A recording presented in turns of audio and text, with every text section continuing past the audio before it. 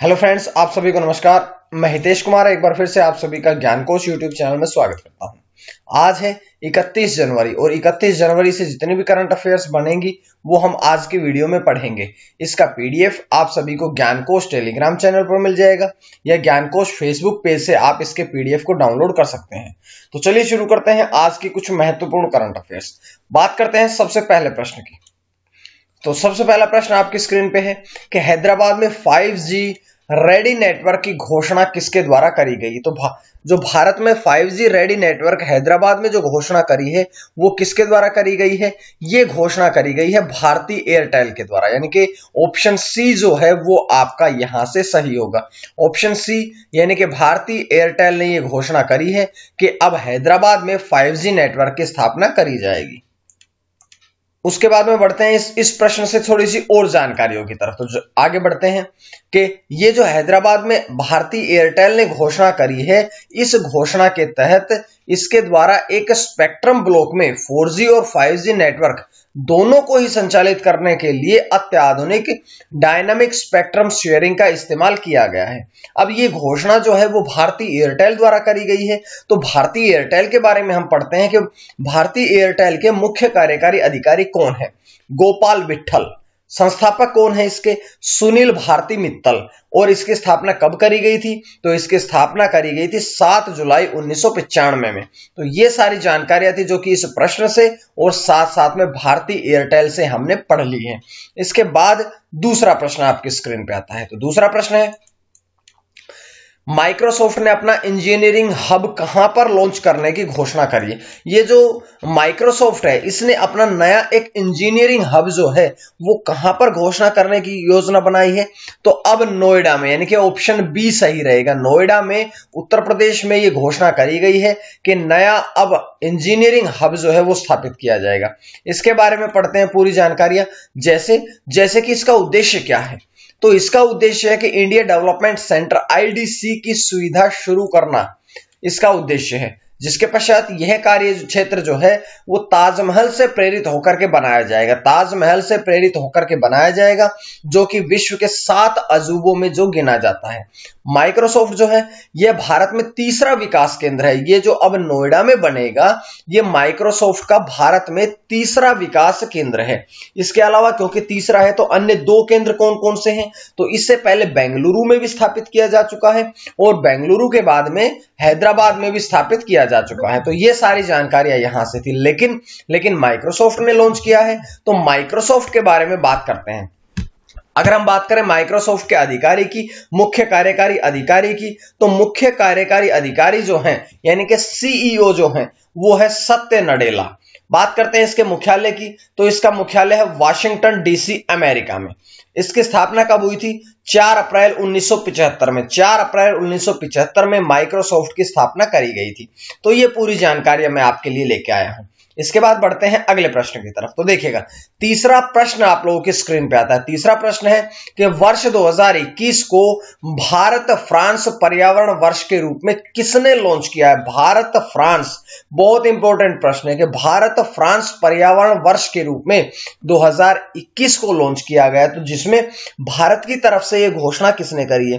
तो भारत की तरफ से यह घोषणा करी गई है प्रकाश जावड़ेकर, यानी कि प्रकाश जावड़ेकर, ऑप्शन डी पर लिखा है। अब प्रकाश जावड़ेकर ने घोषणा करी है कि ये 2021 का जो वर्ष है वो भारत फ्रांस पर्यावरण वर्ष के रूप में लॉन्च है। अब देखिएगा, ये तो भारत की तरफ से ये घोषणा करी गई, लेकिन इसमें फ्रांस का प्रतिनिधित्व किसने किया है? तो फ्रांस का प्रतिनिधित्व किया है बारबरा पंपीली ने, बारबरा पंपीली द्वारा। बारबरा पंपीली कौन है? वे फ्रांस की इकोलॉजिस्ट ट्रांजिशन मंत्री हैं। फ्रांस की इकोलॉजिकल ट्रांजिशन मंत्री बारबरा पंपीली ने घोषणा करी गई है। इसका उद्देश्य क्या है? इसका उद्देश्य है कि सतत विकास के क्षेत्र में भारत फ्रांस सहयोग को मजबूत करना। सतत विकास के क्षेत्र में भारत फ्रांस का जो सहयोग है इसे मजबूत करना है, इसका मुख्य उद्देश्य है। अब ये जो है ये 5 मुख्य विषयों पर आधारित है। कौन कौन से 5 मुख्य विषयों पर? सबसे पहला है जलवायु संरक्षण, दूसरा है जलवायु परिवर्तन, तीसरा है जैव विविधता संरक्षण, चौथा है सतत शहरी विकास और 5वां है नवीकरणीय ऊर्जा और ऊर्जा दक्षता का विकास। ये 5 इसके मुख्य विषयों पर आधारित रहेगा, जो कि ये पर्यावरण वर्ष जो है ये 5 मुख्य विषयों पर आधारित है। इसके बाद बढ़ते हैं आगे, क्योंकि फ्रांस के साथ में समझौता हुआ है, फ्रांस का और भारत का ये संयुक्त रूप से पर्यावरण वर्ष रहेगा 2021। तो फ्रांस के बारे में बात करते हैं। फ्रांस की राजधानी कहां है? पेरिस। फ्रांस के राष्ट्रपति कौन है? Emmanuel Macron. और फ्रांस के प्रधानमंत्री कौन है? फ्रांस के प्रधानमंत्री है कैस्टेक्स, चीन नहीं है ये कैस्टेक्स उनका नाम है। और बात करते हैं फ्रांस की मुद्रा कौन सी है? तो फ्रांस की मुद्रा है यूरो। ये सारी बातें हमने यहां से पढ़ ली है, जिसके बाद बढ़ते हैं अगले प्रश्न की तरफ। तो अगला प्रश्न है, सिटी कॉलेज का शैक्षणिक उपग्रह किसके द्वारा लॉन्च किया गया? सिटी ग्रुप का शैक्षणिक उपग्रह जो है ये किसके द्वारा लॉन्च किया गया? तो ये लॉन्च किया गया है इसरो के द्वारा, यानी कि ऑप्शन सी जो है वो आपका एकदम सही रहेगा। इसरो के द्वारा ये घोषणा करी गई है। तो बात करते हैं थोड़ी सी और भी, कि जैसे बात करें इसरो, इसरो की फुल फॉर्म क्या है? Indian space and research organisation, ये तो है इसरो की फुल फॉर्म। अब कहां पर स्थापित किया जाएगा? ये कोयंबटूर में Shri Shakti institute of engineering and technology ground में इसकी स्थापना करी जाएगी। बात करते हैं इसका उद्घाटन किसके द्वारा किया जाएगा? तो इसका उद्घाटन इसरो के अध्यक्ष के शिवान के द्वारा इसका जो उद्घाटन है वो किया जाएगा। अब इसरो के बारे में पढ़ रहे हैं तो इसरो से 2 प्रश्न और भी बनते हैं कि इसरो का मुख्यालय कहां है? बेंगलुरु कर्नाटका में। इसरो की स्थापना कब हुई थी? तो 15 अगस्त 1969 में इसरो की स्थापना करी गई थी। तो ये सारी बातें हैं जो कि मैंने आपको यहां से बताई हैं। इसके बाद बढ़ते हैं अगले प्रश्न की तरफ। अगला प्रश्न, 5वां प्रश्न आपकी स्क्रीन पे आता है कि इटली के प्रधानमंत्री ने इस्तीफा दिया। इटली के प्रधानमंत्री ने इस्तीफा दिया, तो अब उनके अगर हम नाम की चर्चा करें तो उनका नाम है जुसेपी कोंते, यानी कि ऑप्शन ए जो है वो आपका सही रहेगा। और जुसेपी कोंते जो है उन्होंने अब इसकी घोषणा करी है। बात करते हैं इसके बारे में और भी जानकारियां, जैसे कि हम बात करें, देखिएगा जुसेपी कोंते जो है, क्योंकि इंग्लिश और हिंदी भाषा का सेम टू सेम रूपांतरण नहीं हो पाता है, तो जुसेपी कोंते आपके सामने इसलिए इंग्लिश में भी लिखा गया है। बात करते हैं इसके बारे में और भी कि उन्होंने जो सीनेट है, जो इटली की सीनेट है, जो संसद है, उसमें बहुमत न होने के बाद इस्तीफा दे दिया गया है। उसके बाद इटली महामारी और मंदी दोनों से जूझ रहा है और इटली पहला यूरोपीय देश था जिसने कोरोना वायरस का पूरी ताकत के साथ सामना किया था, परंतु कोरोना वायरस का सामना करते करते इनकी जो अर्थव्यवस्था थी वो मंदी की चपेट में आ गई थी, जिस कारण से यहां के प्रधानमंत्री ने अब इस्तीफा देना पड़ा है। ये इटली के राष्ट्रपति के बारे में बात करते हैं, क्योंकि प्रधानमंत्री के बारे में तो बता दिया। राष्ट्रपति की अगर हम बात करें तो सर्जियो मटारेला। राजधानी कौन सी है? रोम। और अगर हम इटली की मुद्रा की बात करें तो इटली की मुद्रा है यूरो। अब ये 5वें प्रश्न से हमें जानकारी मिली है। अब जैसा कि आपको पता है 5वें प्रश्न के बाद हम बढ़ते हैं आज के प्रश्न की तरफ। तो आज का प्रश्न आपकी स्क्रीन पे है कि माउंट मेरापी ज्वालामुखी किस देश में फटा है? माउंट मेरापी ज्वालामुखी जो है वो किस देश में फटा है, ये आपका आज का प्रश्न है। उसके बाद बढ़ते हैं आज के नहीं बल्कि कल के प्रश्न की तरफ। कल मैंने जो आपसे प्रश्न पूछा था उसके उत्तर की तरफ चलते हैं। तो पिछले प्रश्न का उत्तर है कि कपड़ा मंत्रालय में सचिव कौन बने हैं? कपड़ा मंत्रालय में सचिव की नियुक्ति करी गई थी, जो कौन बने हैं उनका नाम है यूपी सिंह। तो ये सारी जानकारियां कल के प्रश्न से थी। जिसके पश्चात हम बढ़ते हैं अगले प्रश्न, 6ठे प्रश्न की तरफ कि प्रबुद्ध भारत की 125वीं वर्षगांठ समारोह को संबोधित कौन करेगा या किसके द्वारा किया जाएगा? आज ही के दिन प्रबुद्ध भारत की 125वीं वर्षगांठ समारोह को संबोधित कौन करेगा? तो आज की ये जो सभा रहेगी, ये जो वर्षगांठ समारोह रहेगा, इसमें नरेंद्र मोदी, भारत देश के प्रधानमंत्री नरेंद्र मोदी द्वारा यह संबोधन कार्यक्रम किया जाएगा। बात करते हैं कि 31 जनवरी को यानी कि आज ही के दिन ये वर्षगांठ मनाई जा रही है। प्रधानमंत्री नरेंद्र मोदी इस समारोह को संबोधित करेंगे और इसका आयोजन कहां पर किया जाएगा? उत्तराखंड के मायावती आश्रम स्थित अद्वैत आश्रम में इसका आयोजन किया जाएगा। उसके बाद रामकृष्ण आदेश की एक मासिक पत्रिका थी जिसका नाम था प्रबुद्ध भारत, और प्रबुद्ध भारत की जो शुरुआत थी वो स्वामी विवेकानंद ने 1896 में करी हुई थी। और इसका प्रकाशन कहां से हुआ था? तो इसका प्रकाशन जो था वो शुरुआत से ही चेन्नई से इसका प्रकाशन जो था वो किया गया था। तो ये सारी जानकारियां मैंने आप लोगों के लिए यहां से लेके आया हूं। उसके बाद बढ़ते हैं अगले प्रश्न यानी कि 7वें प्रश्न की तरफ। 7वां प्रश्न है कि कचरे कैफे का शुभारंभ किसके द्वारा किया गया। कचरे कैफे का शुभारंभ जो है वो किसके द्वारा किया गया, ये आज का आपका अगला 7वां प्रश्न है। तो अब इसका शुभारंभ किया गया है